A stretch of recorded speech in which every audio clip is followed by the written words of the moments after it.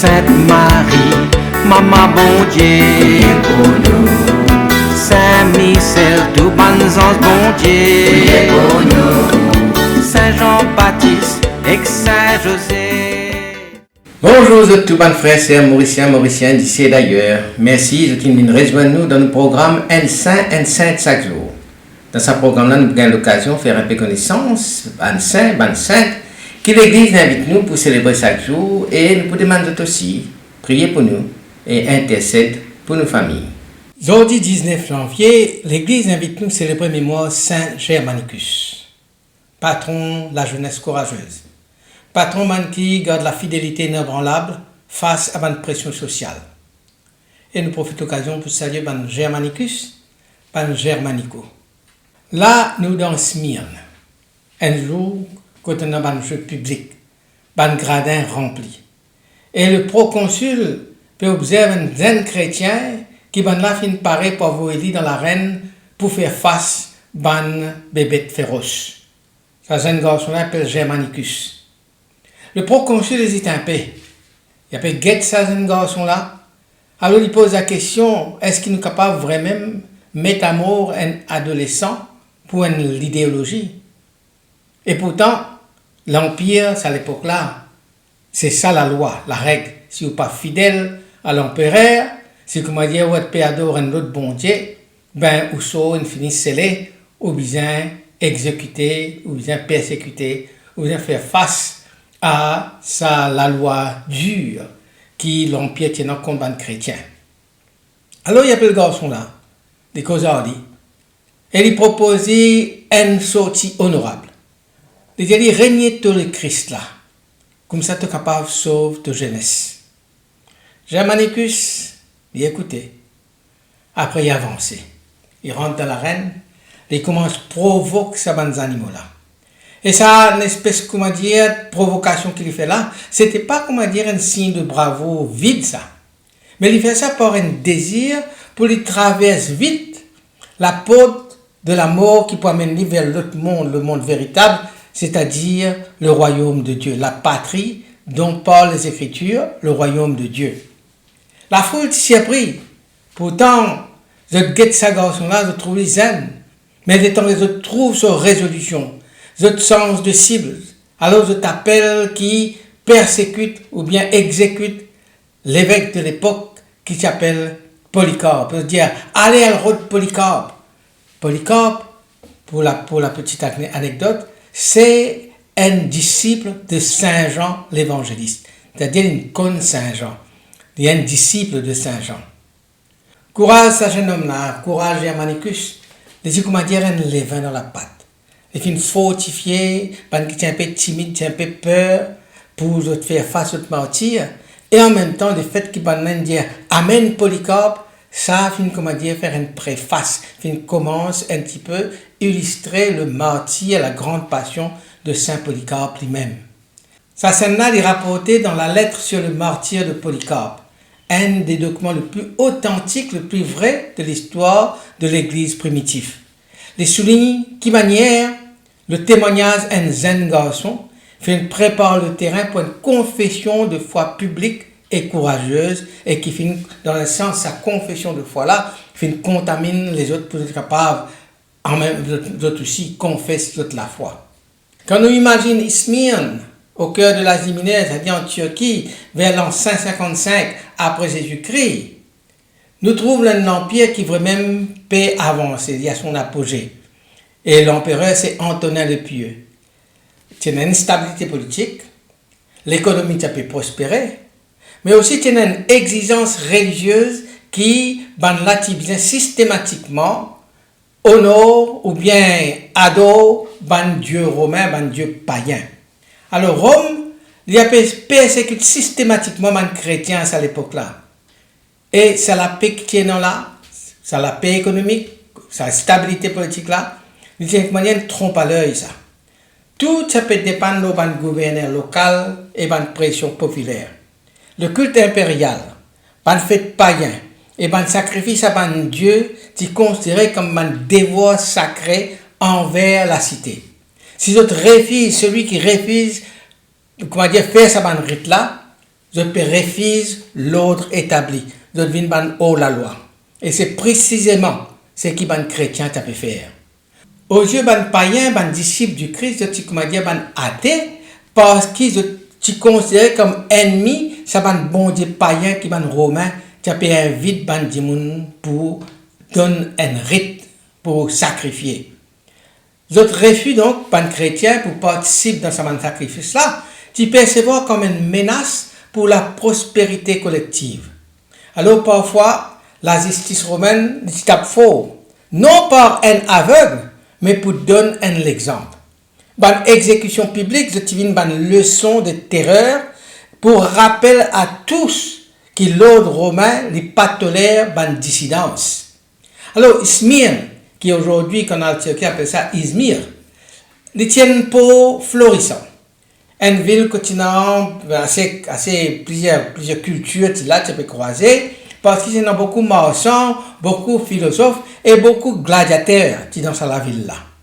Mais derrière sa façade animée là, il y a une communauté chrétienne qui a grandi, nourrie par la tradition de Saint Jean et guidée par une figure emblématique comme Polycarpe, qui est un évêque respecté à l'époque là. Polycarpe, c'était un disciple de Saint Jean.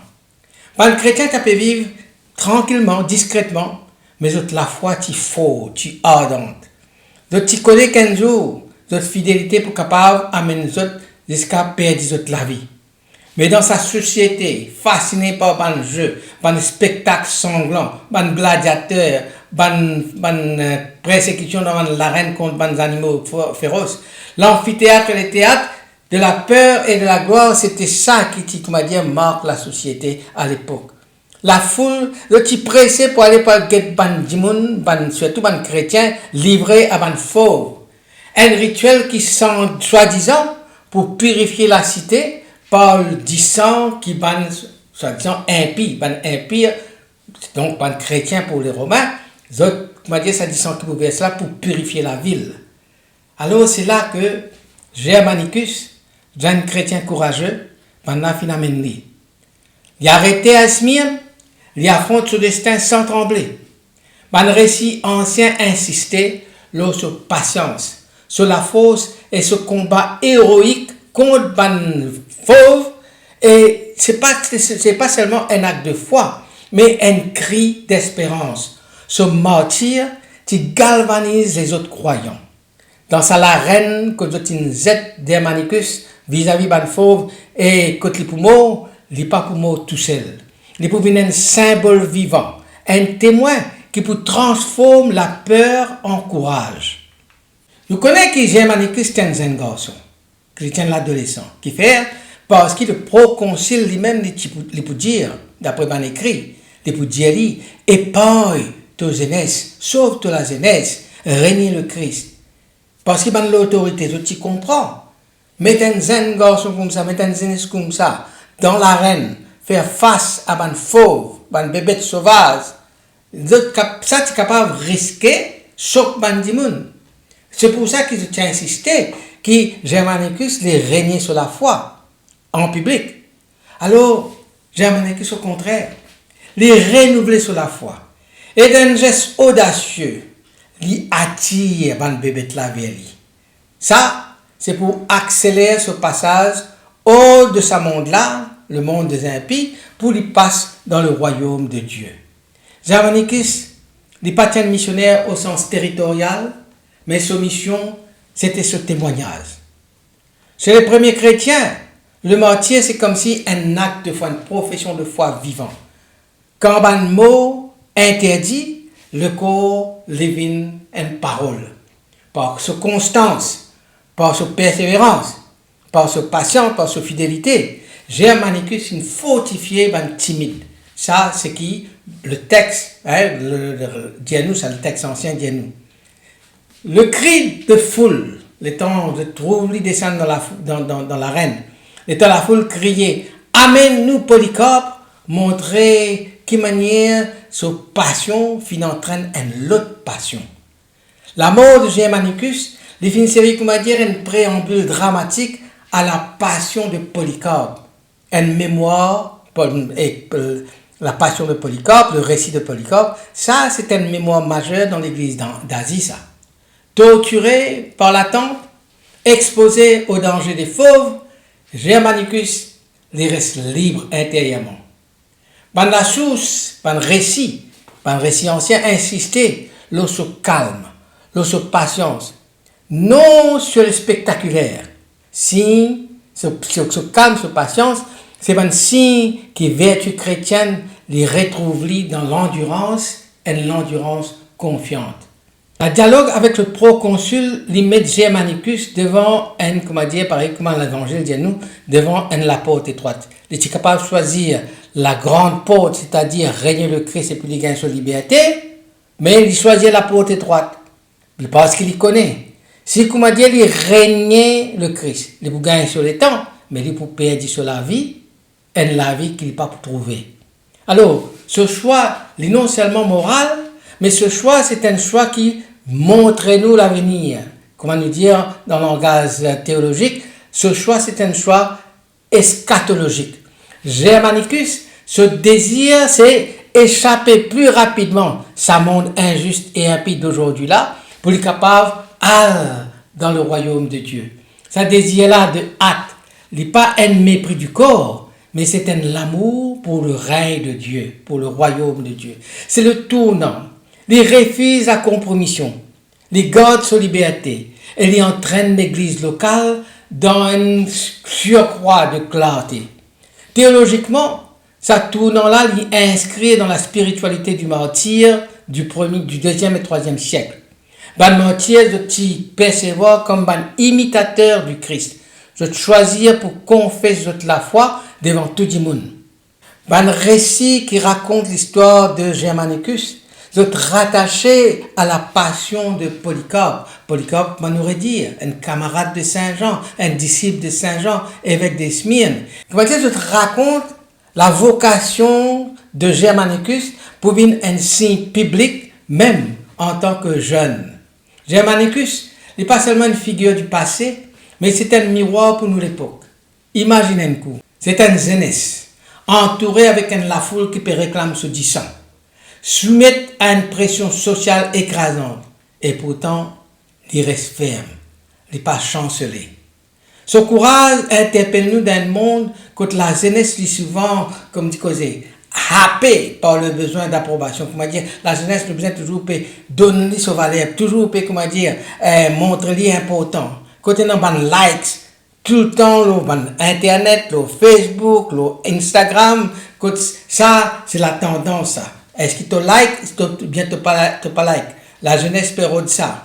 Germanicus, il vient enseigner nous qui nous capables d'être jeunes, mais en même temps libres intérieurement, qui nous capables de dire non quand la conscience exige.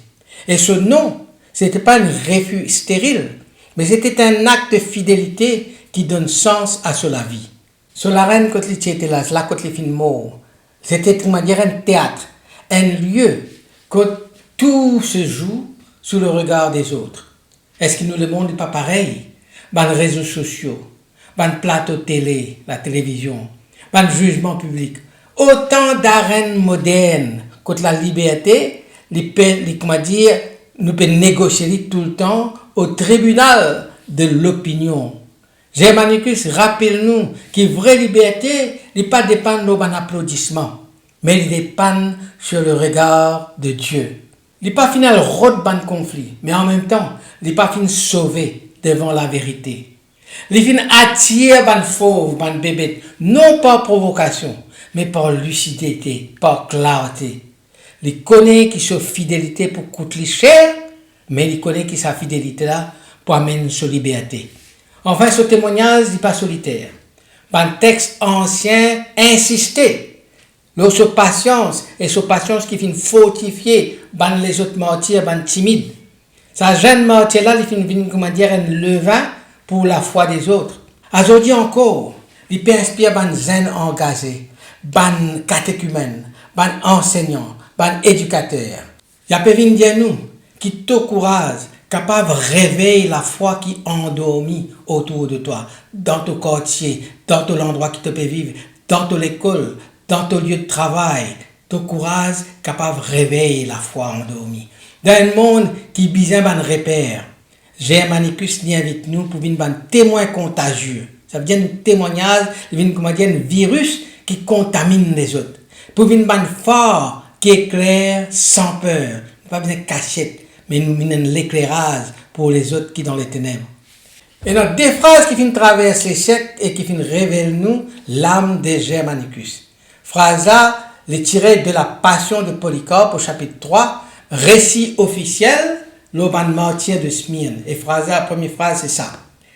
Le plus noble Germanicus attira la bête vers lui et la provoqua, désireux d'échapper plus rapidement à un monde injuste et impie. Sa phrase-là n'est pas décrire un geste de désespoir, mais une hâte brûlante pour rencontrer bon Dieu.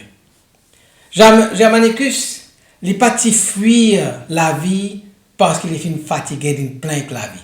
Il vient choisir la fidélité. Il vient aspire à la rencontre ultime avec celui qu'il aime, Dieu, Jésus. Dans l'arène, il n'est pas fin reculer, mais il vient avancer. Il vient attirer une bébête, une fauve, non pas par bravade, mais par un désir de vérité. Sa courage-là est radical et il vient un signe. La mort, ce n'est pas la fin, mais c'est un apôtre. Et puis, finalement, le cri de la foule. Le cri de la foule qui dit, qu'on cherche Polycarpe. Amen Polycarpe, l'évêque, l'ami de Saint Jean. Ça, hurlement-là, il révèle la puissance contagieuse du témoignage. Les tombants foule trouvent Germanicus affronte la bête qui peut dévorer pour tout il. Le peuple tourne vers l'évêque Polycarpe, une figure emblématique de la foi. Ainsi, le martyr du jeune Germanicus déclenche la passion d'un ancien. Germanicus lui rappelle-nous que la foi est contagieuse quand il nous vivrit avec l'audace, avec courage, avec fidélité. Alors, à nous prier. Saint Germanicus, jeune témoin de la foi, toi qui viens choisir la vérité plutôt que la perd, montre-nous comment la liberté intérieure au cœur du spectacle du monde est capable de prendre le tout. Quand pression, invite-nous pour régner le Christ, faire grandir en nous la patience et la force, qui fortifie les timides et redonne l'audace à l'Église. Toi qui viens à toi vers Dieu, donne-nous ce désir du royaume sans qu'il nous sauve devant nos bonnes responsabilités, mais qu'il nous confesse humblement Jésus là que nous étions. Saint Germanicus, intercède pour les zen, intercède pour les enseignants, pour les éducateurs, pour les qui peuvent risquer notre réputation par amour de la vérité. Quitte l'exemple, aide-nous pour persévérer, afin que la charité du Christ, ça même les nos uniques mesures. La charité du Christ, l'amour du Christ, et que ça même, nous pouvons mesurer nos bonnes relations avec les uns et les autres.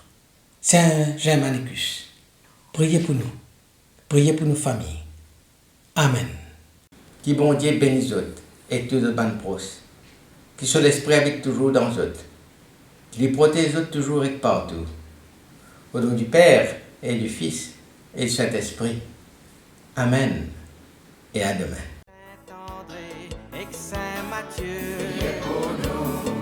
Saint-Jean, Saint-Marc et Saint-Luc.